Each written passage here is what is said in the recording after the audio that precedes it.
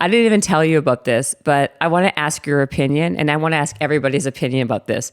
So I think this is very, very ironic because I want to talk about authenticity, especially for social media and just for overall how it's like such a popular hashtag and such a big it's such a big topic now. Like everybody wants like real people who are authentic and this and that. And I think I am, to be honest. I think that's pretty much like you can hate me or love me or not care one way or the other. But I think if anything, at least I think I'm authentic. But anyway, that wasn't my point at all. But I'm nervous. What's the question? Okay, no. So anyway, I'm going to lead with a story here. So I was, during this whole book tour, I've been doing tons of different like press and podcasts. And I was talking to this person about, I'm not going to use anybody's name, about real and about this whole topic of authenticity. And I joined her podcast, but I was wearing my headset. Okay. Like I wear these. Right. Because that's just what I do. I don't really, again, I'm wearing a sweatshirt. I don't get very dressed up. I don't wear tons of makeup. I'm super, I'm not very girly, let's say. And I know that I'm not really technically savvy. Let's just say that too. So anyway, so I'm wearing these very, very low-tech headset that's, to do the podcast. I show up and I do it all the time. Like if I'm not doing it in person, anything I do virtual, I have these silly things.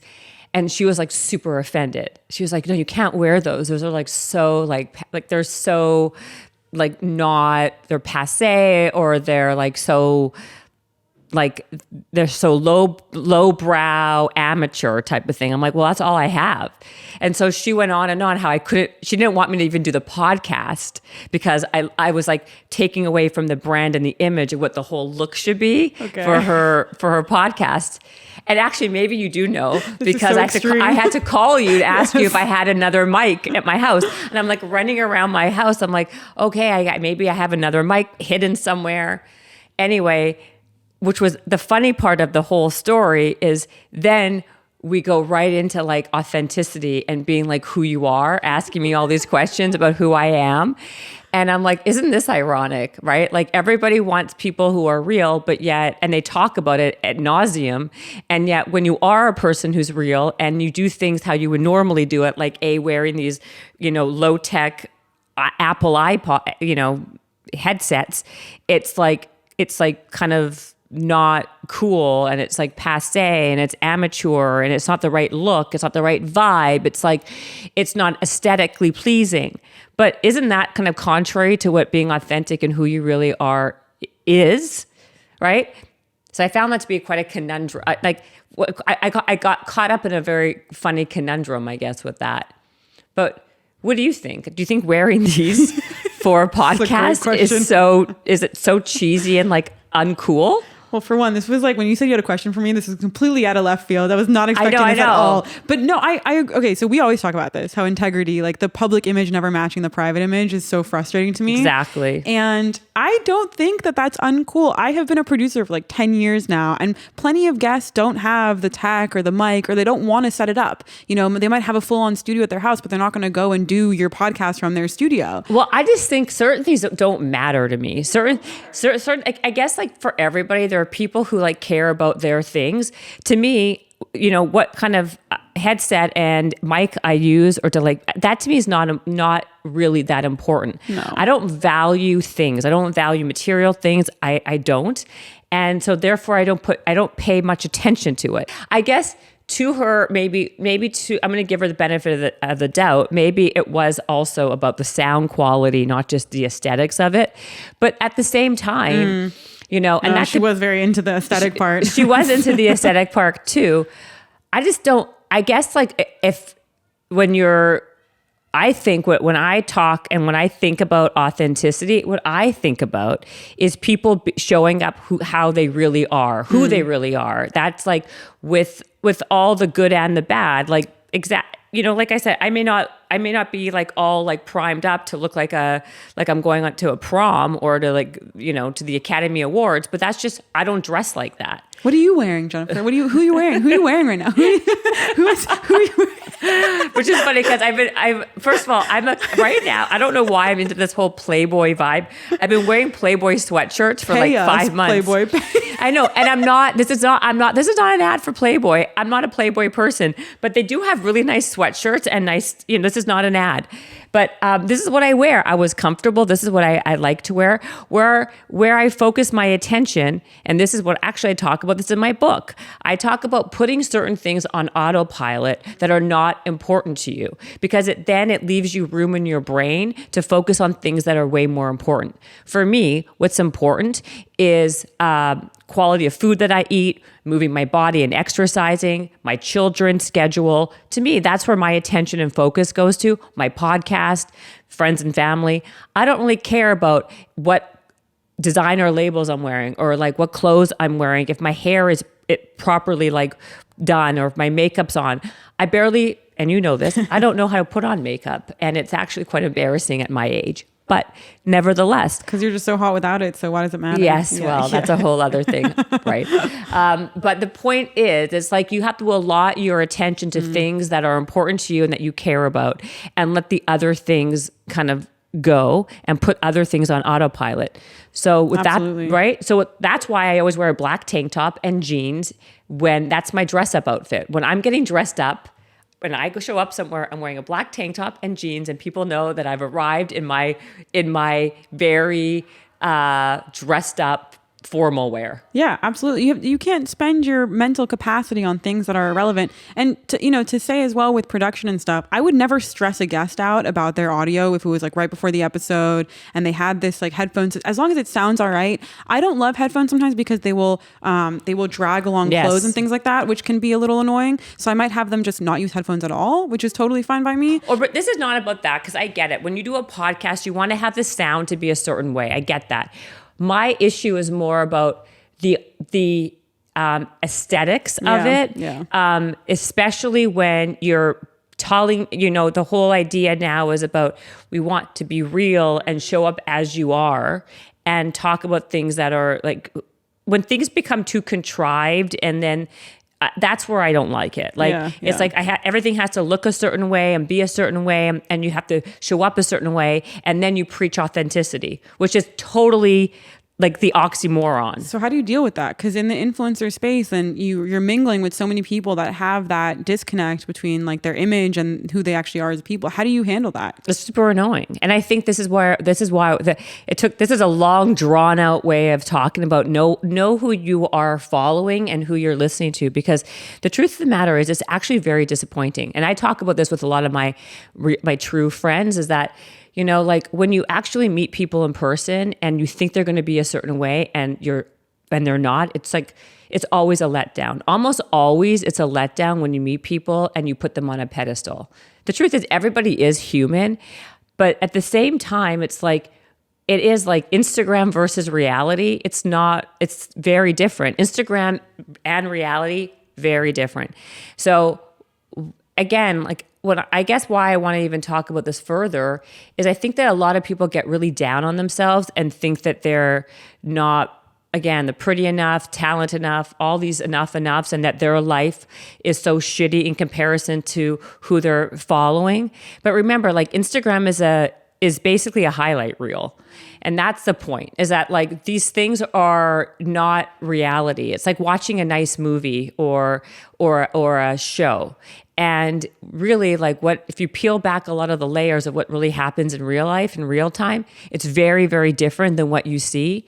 So like, I want people to be very cognizant and aware of that, because I think it can really play like a lot of mind tricks on people, and it can take people down a really, really bad rabbit hole, a black hole of depression and feeling unworthy and not good enough.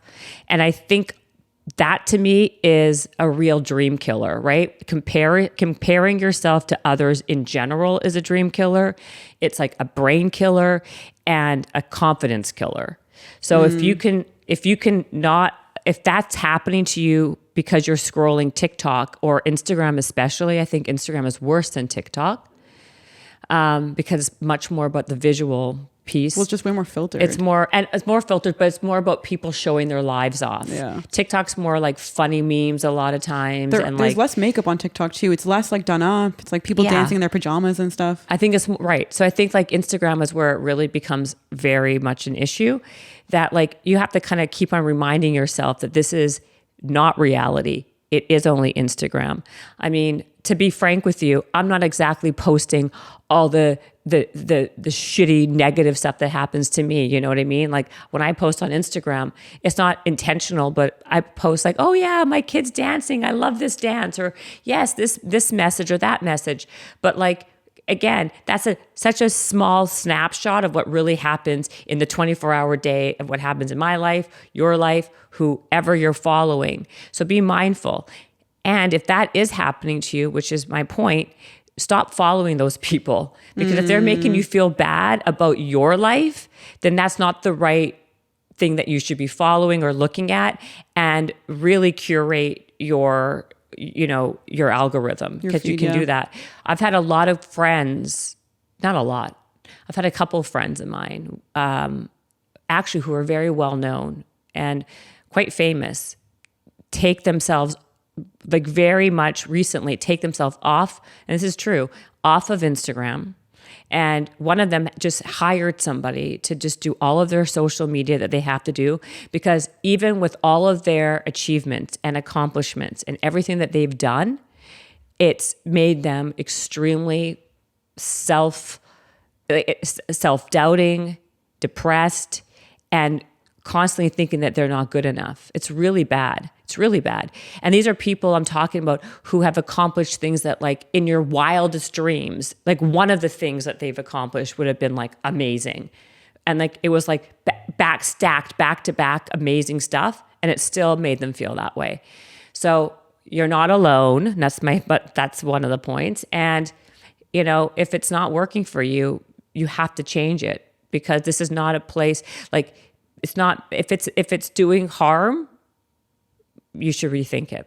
Yeah. Educated scrolling is what I like to say. Like, and if you can't scroll with that perspective that's not making you depressed, then remove that from your feed. It's like, I used to feel bad on following people, but then I got to the point where I'm thinking, well, if this is making me feel sad, you know, why should I feel bad? You know what? 100%. Like, I know in the fitness and health space, right? Like, you follow all these like fitness girls, right? Like, girls follow, by the way, girls are following more girls than guys. You know what I mean? Like, in terms of, it's like the people who are following the girls are not just all guys. It's like girls who are like, like these aspirational girls. We all want to look like, have their butt. We want to have their abs. To me, that to me is so detrimental, because for what I remember, I would be doing it. I'd be looking at somebody and then I would be like, oh my God, why don't I have that? Like, why when I work out that much, I'm not looking like that? Why is this?